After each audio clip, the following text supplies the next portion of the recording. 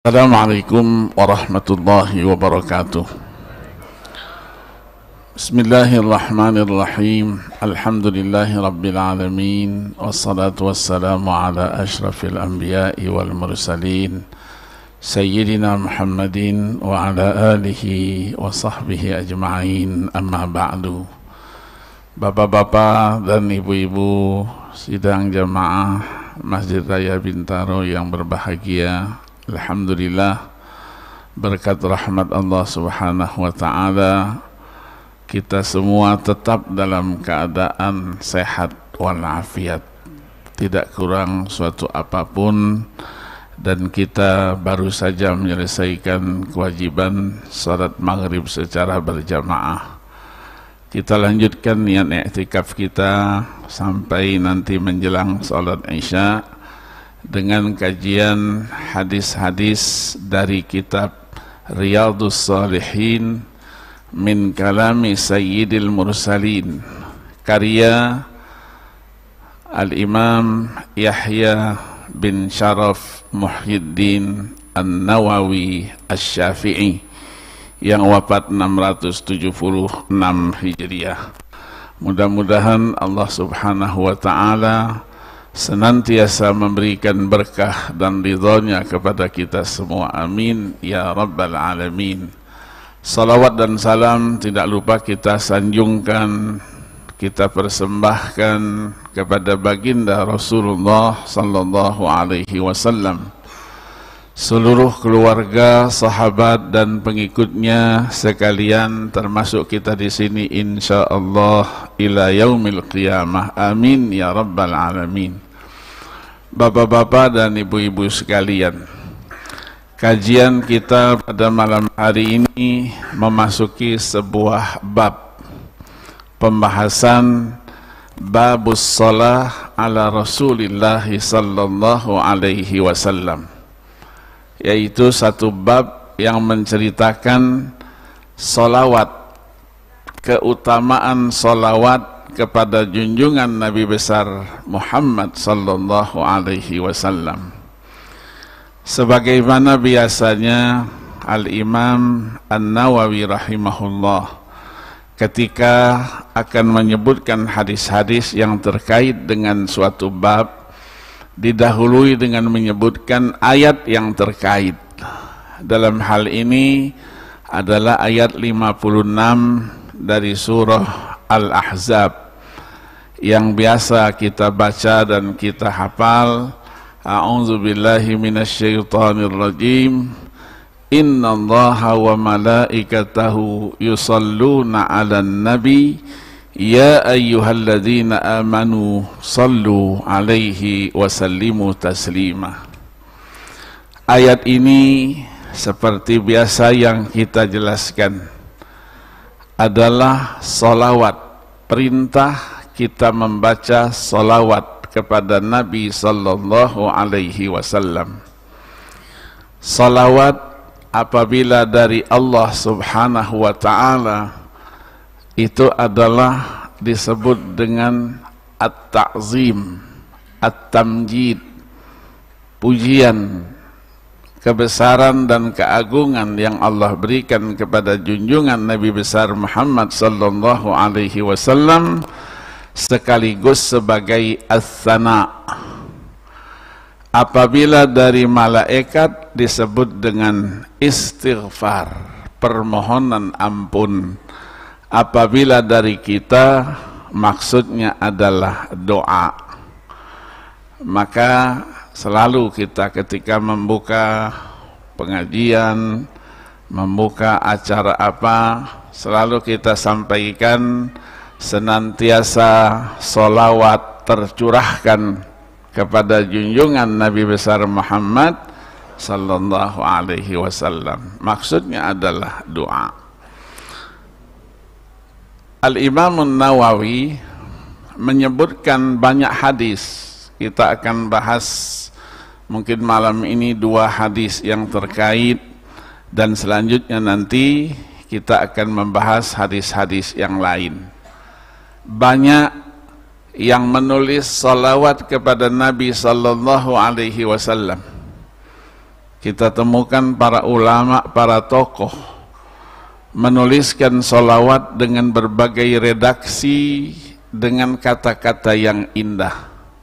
Sebahagian mereka ada yang menuliskan itu bukan hanya sekedar karangan belaka, tetapi bertemu langsung dan melihat secara nyata Rasulullah sallallahu alaihi wasallam.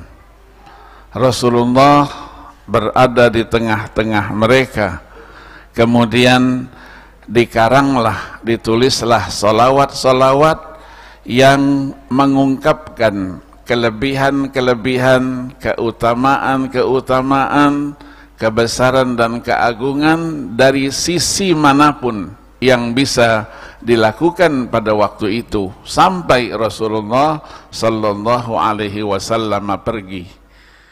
Di antaranya adalah Al-Imam Al-Qayrawani, seorang ulama abad ke-10 yang wafat 960 Hijriah.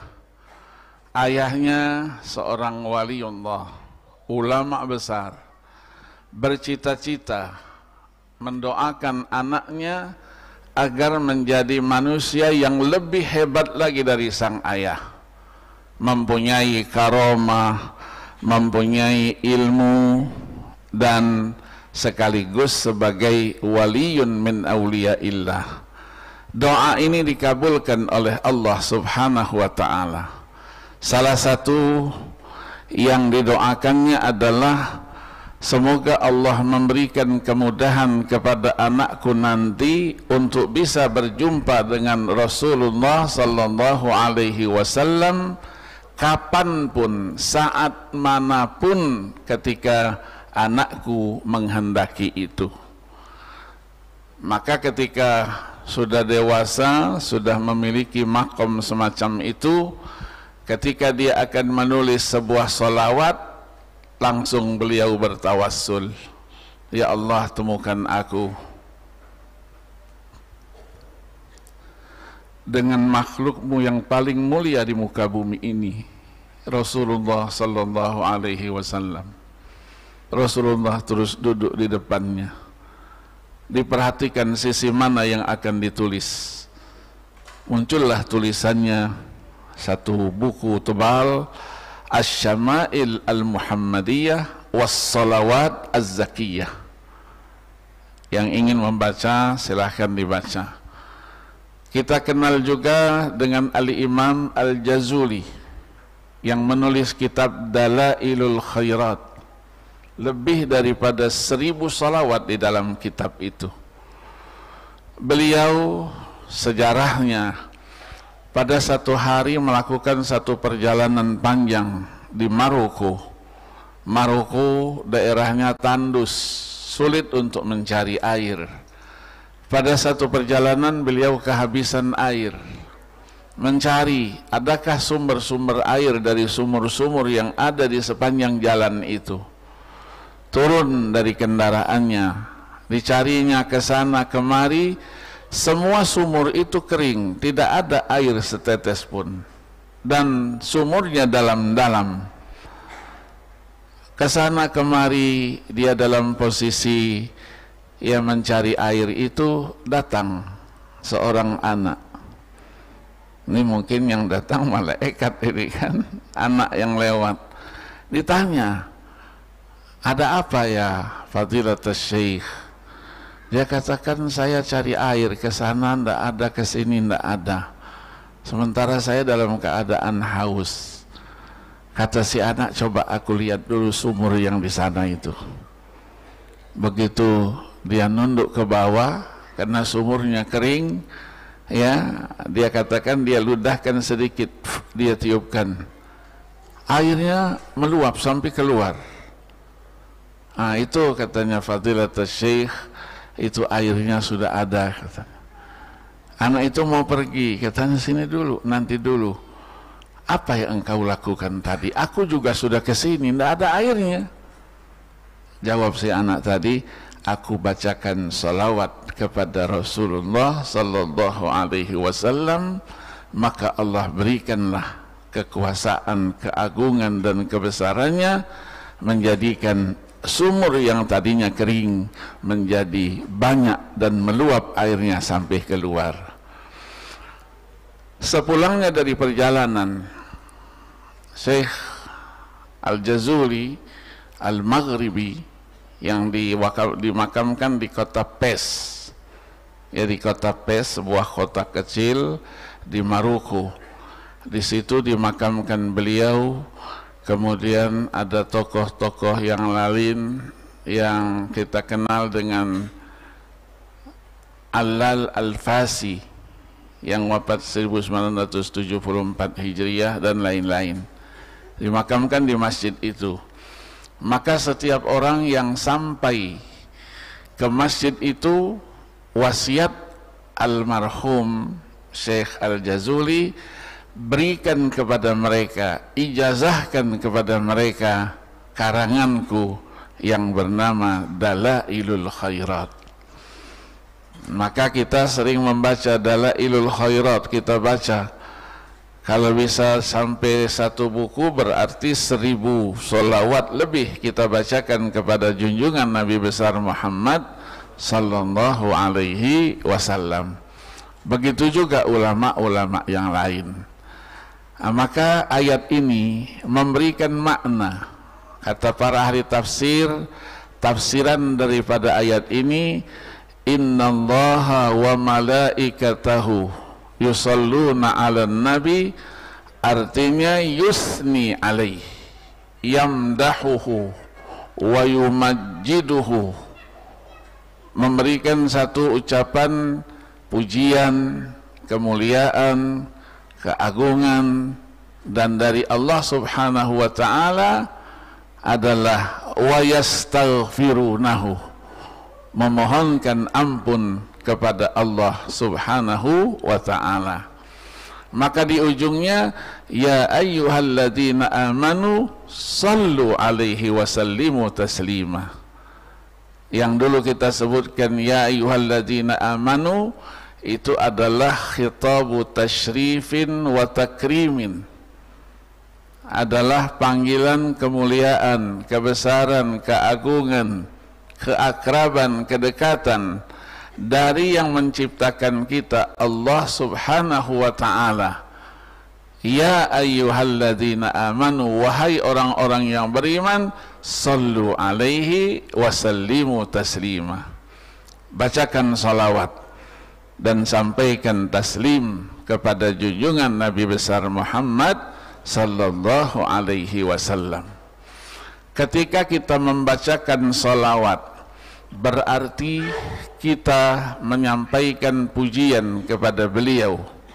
Pujian kepada beliau tidak li raf'i makanatihi, tidak untuk mengangkat kemuliaannya, meninggikan tingkatnya, sama sekali tidak.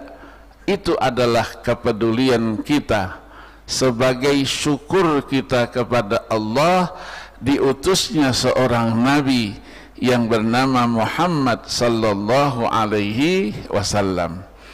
Maka di dalam hadis yang nanti disebutkan oleh Al-Imam An-Nawawi rahimahullah, apa yang kita sampaikan dalam bentuk solawat, Allah subhanahu wa ta'ala akan lipat gandakan.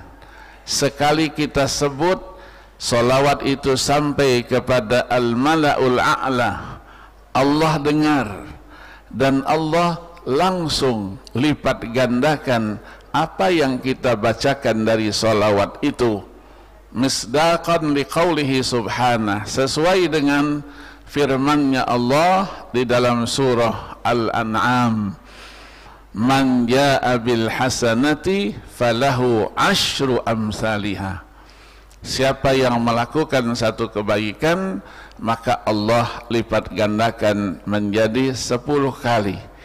Bukan hanya 10 kali, tapi bisa sampai 100 kali, 700 kali, dan bahkan lebih daripada itu. Wallahu yudha'ifu liman yasha wallahu wasi'un alim.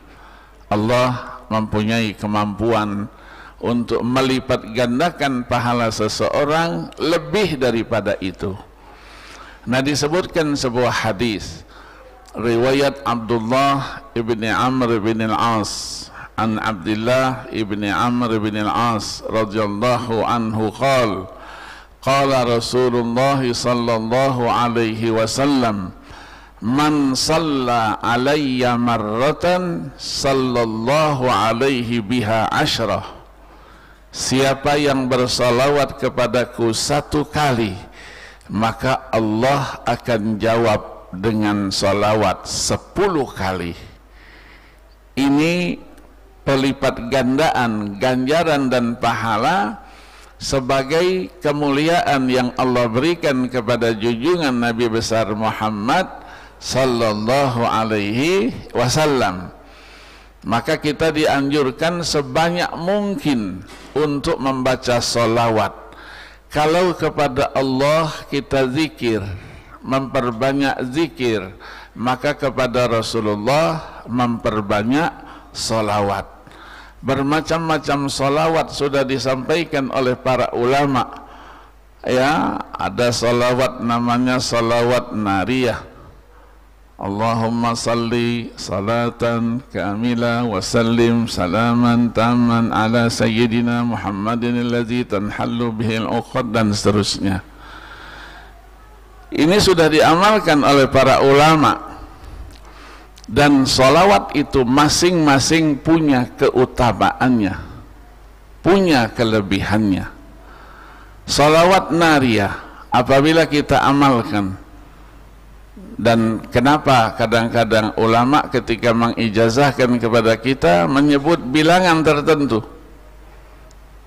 seperti salawat nariyah, apabila kita amalkan, kita baca tidak putus, dia sebanyak 4.444 kali, Allah subhanahu wa ta'ala akan mudahkan segala urusan kita, kesulitan kita, Allah bukakan pintu kemudahan. Saya pernah memiliki mahasiswa, seorang mahasiswa ini dia juga dosen di Institut Teknologi Bandung, ITB. Dia melapor kepada saya di Pascasarjana, Ustadz, katanya, saya ini sudah menikah 12 tahun, tapi Allah belum karuniai juga anak. Maka kami terpaksa periksalah kepada dokter spesialis. Ternyata setelah diperiksa, yang bermasalah itu saya, katanya. Istri saya sehat-sehat saja, tapi tidak pernah terjadi pembuahan. Setelah diperiksa ternyata beliau menyimpan batu di saluran kencingnya, ada batu yang cukup besar. Ditunjukkan gambarnya oleh dokter. Kata dokter, kalau memang mau sehat dan ingin punya keturunan, kita harus lakukan operasi. Operasinya cukup besar ini, karena batu yang akan dikeluarkan cukup besar. Nah, beliau ini mendengar operasi langsung pingsan dia. Dia tidak pernah berurusan dengan dokter, jarum suntik saja tidak pernah ketemu dia. Ya, takut dia dengan dokter walaupun beliau seorang sarjana.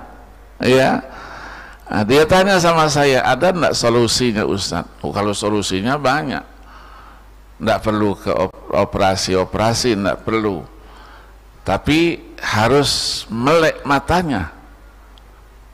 Kenapa? Karena membacanya tidak boleh putus. Kalau putus, ulang lagi dari satu. Ya, kenapa? Itulah rahasianya, wallahu alam. Akhirnya saya ijazahkan, kamu baca ini. Coba malam nanti diamalkan. Kamu hafal enggak salawatnya? Oh, saya enggak hafal, Ustaz. Yang hafal aja baca 4.400 sekian lama waktunya kan. Ini enggak hafal, masih ngeja-ngeja dia. Bacalah. Dimulailah dia dari jam 8:30. Satu-satu terus dia sampai selesai jam 2 malam. Jam 2 lewat. Capek karena tidak tidur. Beliau langsung tertidur. Begitu tertidur, merasa ingin buang air. Buang air kecil. Cepat-cepat dia lari ke kamar mandi, ke toilet. Begitu dia merasa untuk mengeluarkan sesuatu, dia pegangan. Ada sesuatu yang mau keluar ini. Dia jerit, sakit dia. Tahu-tahu keluar itu. Batu yang tadi tersimpan sekian lama keluar. Diambilnya, dibersihkannya. Besok paginya dia datang ke pasca sarjana. Ustadz, alhamdulillah batunya sudah keluar nih Ustadz. Berapa jam kamu baca sholawatnya itu? Dia bilang hampir 4 jam, 5 jam saya untuk 4000 sekian kali itu. Alhamdulillah. Tunjukin sama saya seperti kelereng. Nah, sudah insya Allah. Saya bilang setelah ini ya kamu berdoa kepada Allah, minta diberikan keturunan. Allah kabulkan. Karena itulah yang menjadi penghalang. Ya, menjadi penghalang. Jadi tidak memberikan pembuahan kepada si istri. Setelah itu adanya keluar tiap tahun. Tiap tahun keluar, lahir istrinya. Lapor lagi sama saya, Ustadz bagaimana menghentikannya? Ya Allah, sekian tahun yang lalu kamu minta supaya punya anak, sekarang mau minta diberhentikan. Ya wallahu alam, saya tidak tahu kalau memberhentikan. Kalau mengandung tadi boleh, ya. Sama dengan kalau orang ingin membaca ayat, itu baca ayat 89 dari surah Al-Anbiya. Rabbi la tazarni fardan wa anta khairul warithin. Ini kalau yang tidak punya anak, ya, baca setiap salawat, setiap salat baca 100 kali. Jangan putus. Rabbi la tazarni fardan wa anta khairul warithin. Rabbi la tazarni fardan wa anta khairul warithin. Ada tetangga ibu saya di Semarang.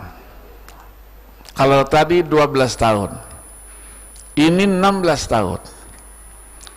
Yang melapor kepada saya ibunya, istrinya. Ustaz Agil, saya 16 tahun yang sudah menikah. Saya kalau melihat orang gendong anak nangis saya. Saya tidak pernah menggendong anak, tidak punya anak. Nah, saya tanya, mau punya anak? Mau. Yakin tidak Al-Quran itu hebat? Oh iyalah Ustaz, masa seorang mukminah muslimah tidak yakin? Yakin. Nah, kalau yakin baca ini. Bismillahirrahmanirrahim. Rabbi la tazarni fardan wa anta khairul warithin. Kamu baca setiap selesai sholat 100 kali. Diamalkan. Jangan baca sekali terus mau punya anak. Ya enggak lah. Ya diulang-ulang ya. Kalau tadi kebetulan dia. Ya dibaca berulang-ulang. Insya Allah Allah kabulkan. Kenapa? Karena kita dengan membaca ayat tadi itu menjadikan kita dekat dengan Allah Subhanahu wa ta'ala, menjadikan kita selalu berkomunikasi dengan Allah sebagai pencipta kita. Karena Al-Quran itu kan kalamullah, ya. Selalu hadis saya sampaikan, man arada ayyatakallama ma'allah falyaqra'il Quran. Siapa yang ingin berkomunikasi dengan Allah, maka baca Al-Quran itu.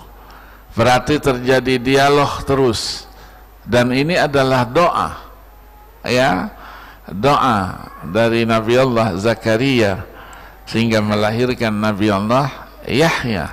Ya, Yahya Zakaria terkenal di dalam Al-Quranul Karim. Nah, di dalam hadis ini disebutkan bahwa ketika kita membaca salawat 1 kali, Allah akan gantikan pahalanya menjadi 10 kali dan lebih daripada itu. Nah, apa bacaan salawatnya? Bacaan salawatnya yang biasa kita kenal, Allahumma salli ala Muhammad wa ala ali Muhammad. Nanti mau ditambahin Sayyidina, nanti panjang lagi kita pembahasan kita nanti. Ya, ada hadis Ka'ab bin Ujrah radhiyallahu anhu qala Rasulullah sallallahu alaihi wasallam. Dalam satu riwayat, sa'altu Rasulullah sallallahu alaihi wasallam, aku tanya Rasulullah sallallahu alaihi wasallam, ya Rasulullah, katanya, arafna kaifa nusallimu alaik, kami tahu bagaimana menyampaikan salam kepadamu, assalamu alayka ayyuhan nabi wa rahmatullah wa barakatuh, tetapi kaifa nusalli alaik, bagaimana cara kami bersolawat kepadamu? Rasulullah sallallahu alaihi wasallam jawab, qulu Allahumma salli ala Muhammad wa ala ali Muhammad. Dalam satu riwayat tambah lagi, menjadilah dia salawat Ibrahimiyah, Allahumma salli ala Muhammad wa ala ali Muhammad kama sallaita ala Ibrahim wa ala ali Ibrahim. Satu riwayat ditambah lagi, fil alamina innaka hamidum majid. Jadi kita baca salawat, ya, salawat Allahumma salli ala Muhammad wa ala ali Muhammad. Jadi kalau mau menambah Sayyidina, ahlan wa sahlan, tidak perlu kita ributkan. Yang kita ributkan itu yang tidak pernah baca salawat. Jangan yang sudah baca salawat didiskusikan, kamu kalau baca salawat pakai Sayyidina enggak? Ya, Sayyidina itu adalah penghormatan kita kepada Nabi. Ya, kalau menyebut nama Muhammad saja tidak disebutkan Sayyidina, Allah saja tidak pernah menyebut nama Nabi Muhammad, tidak pernah. Satu kali hanya menjelaskan Muhammadur Rasulullah, yang lainnya tidak ada. Tidak ada. Ya ayyuhan nabi, ya ayyuhar rasul, ya makana Muhammadun aba ahadim min rijalikum, itu dalam konteksnya.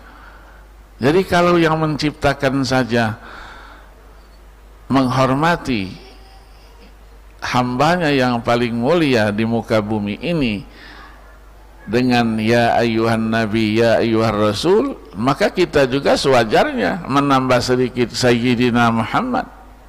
Syukur-syukur tambahnya banyak. Sayyidina wa maulana wa habibina wa syafi'ina wa qurrati a'yunina. Ya, terserah kita. Ya, itu pujian kita kepada junjungan Nabi besar Muhammad sallallahu alaihi wasallam. Kita bersyukur.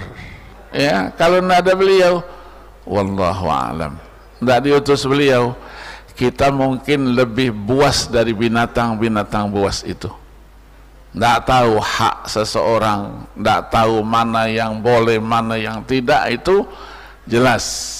Ya, ketika Nabi tidak dibangkitkan, kita akan menjadi manusia yang tidak jelas posisinya. Walaupun bentuknya mungkin manusia, perilakunya itu lebih biadab daripada binatang-binatang buas itu. Wajar kita syukuri.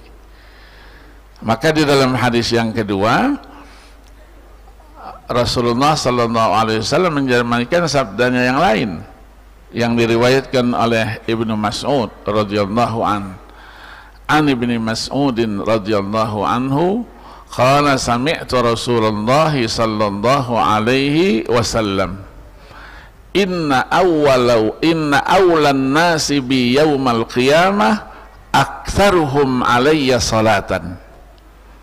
Jadi manusia nanti yang paling dekat dengan Rasulullah di hari kiamat itu adalah siapa yang paling banyak baca salawatnya. Berapa kali kita baca salawat? Ketika sholat saja, di luar sholat tidak baca salawat, rugi rasanya kan? Ya, ya paling tidaklah. Mau pakai tasbih, tidak pakai tasbih, tidak perlu. Yang penting baca salawatnya. Ya, syukur-syukur bisa dihitung. Berapa? Sekali duduk baca berapa? 100 kali, 200 kali. Di mana jalan juga baca juga 100 kali. Nggak mau kelihatan pakai tasbih, sekarang kan ada yang diselipkan di sini itu. Tok tok tok begitu kan. Kalau dulu ceklek ceklek ceklek katanya ganggu orang katanya. Sekarang ada yang diselipkan saja, mau berapa? Lihat. Ya, ada satu hari paling tidak kita baca 1000 kali. Ya, kalau ingin bertemu dengan Rasulullah sallallahu alaihi wasallam, ya lebih daripada itu.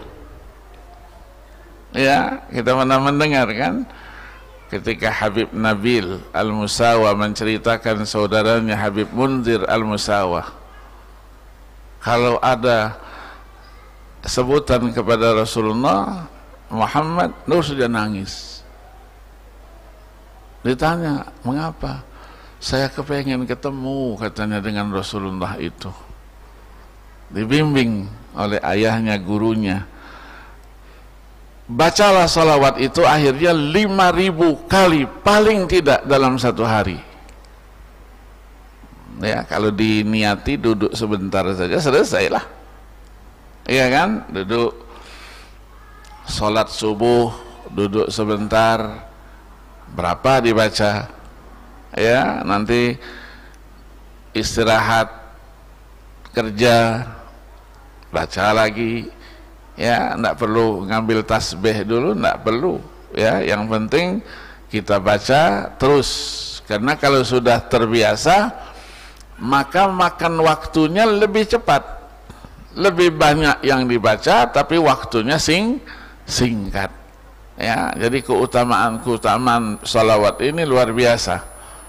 Ya, saya juga diijazahin oleh guru saya.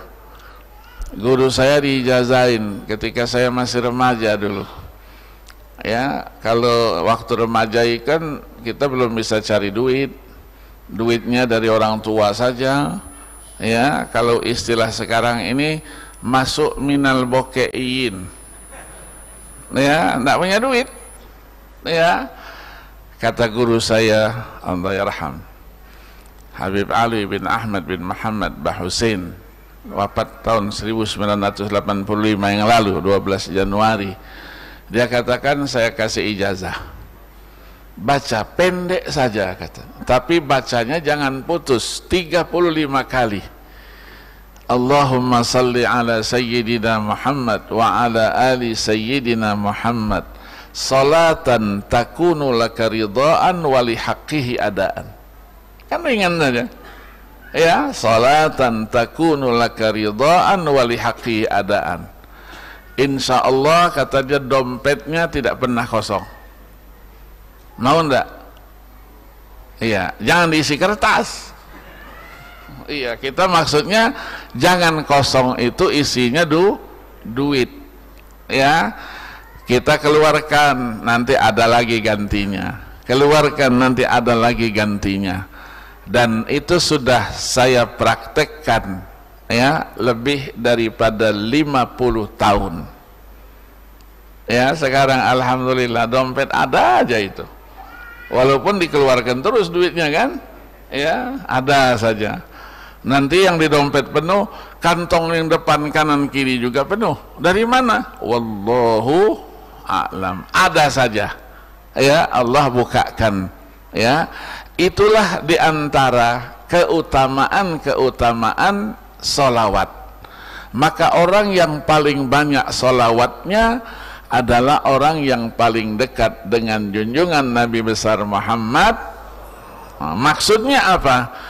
Orang yang dipastikan akan mendapatkan syafaat dari beliau, orang yang nanti menjadi pendampingnya Rasulullah di surga Jannatun Naim. Mau enggak kita? Mau. Ya, banyak-banyak baca salawat, rebutan kita. Ya, karena itu adalah janji ya dari junjungan Nabi besar Muhammad sallallahu alaihi wasallam. Inna awlan nasi bi yaumal qiyamah aktsaruhum alayya salatan.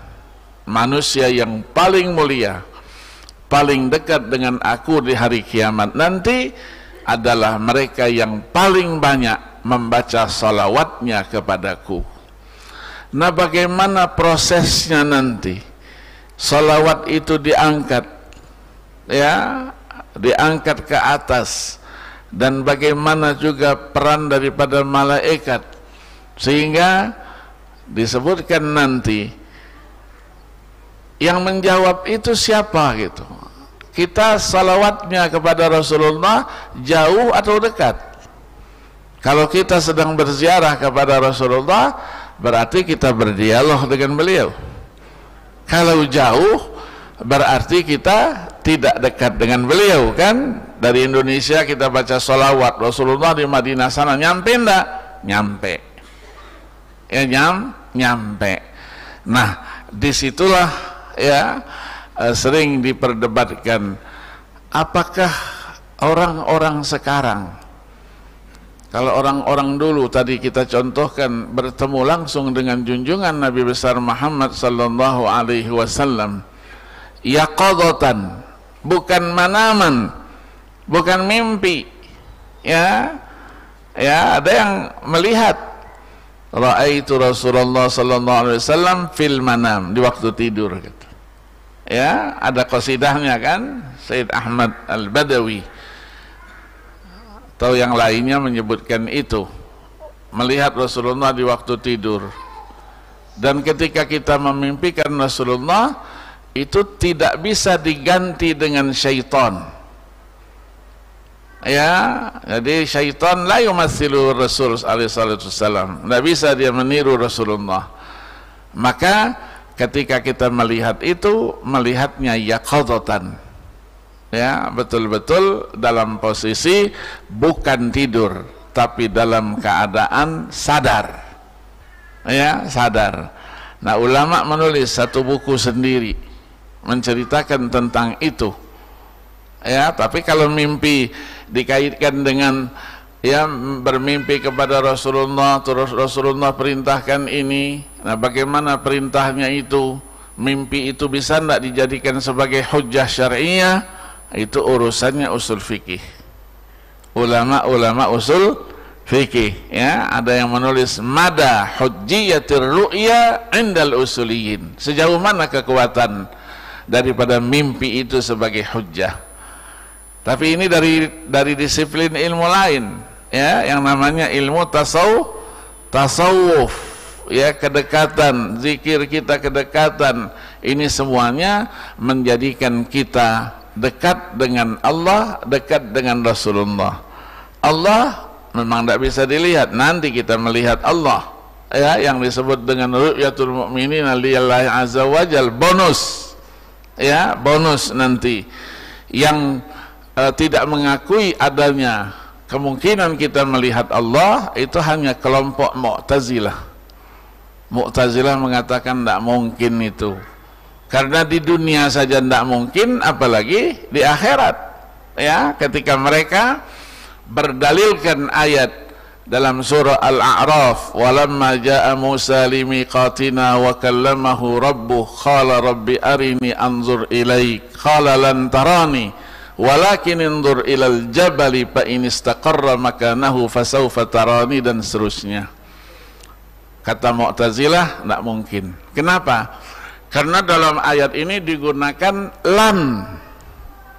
Lan itu bahasa Arabnya harfu jazmin wa nafyin lit ta'bid, selama-lamanya, tidak akan.